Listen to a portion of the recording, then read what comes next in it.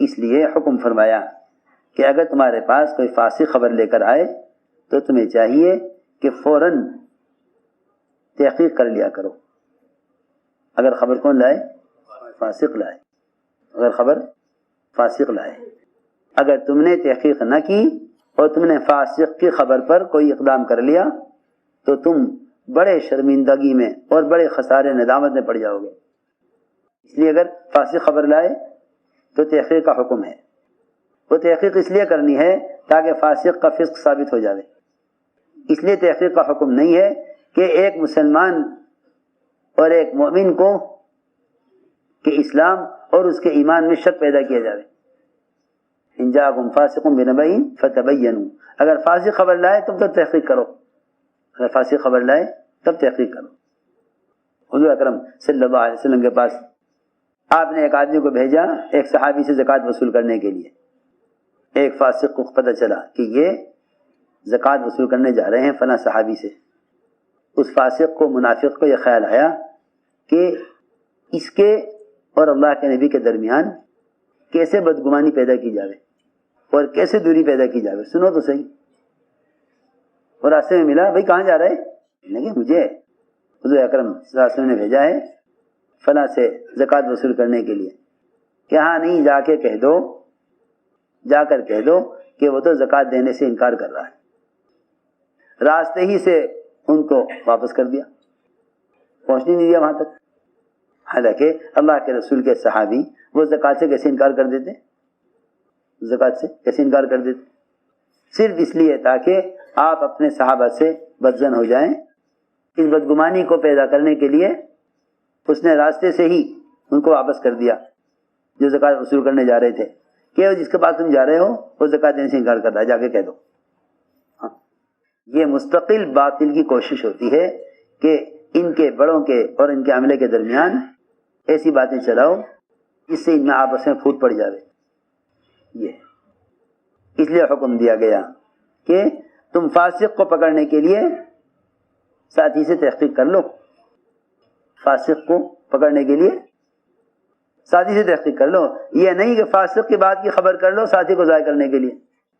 فاسق کی بات کا یقین کر لو ساتھی کو ضائع کرنے کے لیے, بلکہ ساتھی کو بچانے کے لیے فاسق کی پکڑ کرو. جی ہاں, یہ حکم ہے. ساتھی کو بچانے کے لیے فاسق کی خبر لو. اگر وہ سچی بول رہا ہے تب بھی کہو کہ نہیں تم جھوٹ بول رہے ہو. جی ہاں, یہ حکم ہے. میں رات میں مولانا صاحب کا ملفوظ عرض کیا تھا کتاب میں. کیا سمجھتے تھے؟ جب تک مسلمان کے فعل کی تعویل نہیں کرو گے اس وقت تک مسلمانوں میں آپس میں اجتماعیت نہیں ہوگی. مسلمان کے فعل کی تعویل کرنی پڑے گی, چاہے تمہیں اس کے لیے 100 جھوٹ بولنے پڑے. چاہے اس کے لیے تمہیں 100 جھوٹ بولنے پڑے. مسلمان کے فعل کی تعویل کرنی پڑے گی, چاہے اس کے لیے تمہیں 100 جھوٹ بولنے پڑے. سوچو تو صحیح, جب ایک گھر کے 2 میاں بیوی, 2 فرد, ان کے آپس کے تعلقات اور محبت کو باقی رکھنے اور بڑھانے کے لیے ایک دوسرے کا آپس میں جھوٹ بولنا پسند ہے, تو ساری امت کو جوڑنے کے لیے جھوٹ بولنا کتنا محبوب ہوگا اللہ کو. سوچو تو صحیح, غور تو کرو میں کیا کہہ رہا. ساری امت کی اجتماعیت کے لیے کتنی تعویل کرنے کا حکم ہوگا جب 2 میاں بیوی کے آپس کے تعلقات کو باقی رکھنے کے لیے کہ کہیں بھائی ایک گھر نہ اجڑ جائے. یہاں ساری امت کا مسئلہ ہے, ایک گھر کا مسئلہ ہے, اس میں جھوٹ بولنے کا حکم ہے. جی ہاں, جھوٹ بولنے کا حکم ہے. جی حکم کہ جھوٹ بولیے. عبداللہ بن رواحہ رضی اللہ تعالیٰ عنہ رات کو بیوی کے پاس سے اٹھ کر چلے گئے باندی کے پاس. بیوی کو غصہ آیا کہ مجھے چھوڑ کر باندی کے پاس. باندی ہوا کے زمانے بیوی کی طرح وہ چلے گئے اٹھ کر باندی کے پاس, بیوی کو چھوڑ کر. بیوی کو غصہ آیا, بیوی اٹھی اور جا کے اندر سے چھرا نکال کے لائی اور عبداللہ بن رواحہ پہ حملہ ہی کرنے والی تھی. ادھر عبداللہ بن رواحہ باندی سے فارغ ہو چکے تھے. چھرا لے کے چڑھی, کیا کر رہی, کیا بات ہے؟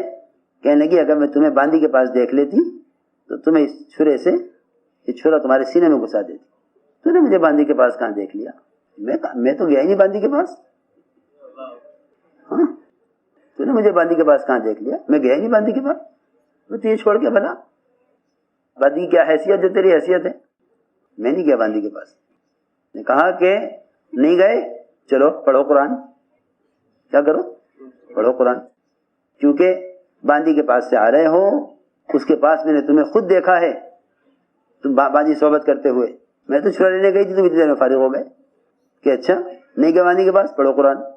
وہ بیوی پورا قرآن پڑھے ہوئے نہیں تھی. حضرت عبداللہ بن رواحہ نے کچھ عربی کے اشعار پڑھ دیے. کیا پڑھ دی؟ عربی اشعار. عربی اشعار پڑھ کے سنا. سارے عربی اشعار پڑھ کے اللہ اکبر، اتنا جھوٹ بولا، اتنا جھوٹ بولا. قرآن یہاں تک جھوٹ بولا کہ عربی اشعار کو قرآن کہہ کے پڑھا. سنو تو صحیح، تم کہاں ہو؟ تم تو چھوٹی چھوٹی باتیں پکڑتے رہو اور بس میں کیا چھوڑو. ہائے ہائے، کھونا کیا تھا ہو کیا رہا. خوب جھوٹ بولا شوہر نے، عبداللہ خوب جھوٹ بولا. ایک تو یہ سب سے بڑا جھوٹ کہ باندی کے پاس گیا ہی نہیں. دوسرا جھوٹ یہ کہ لو سنو قرآن.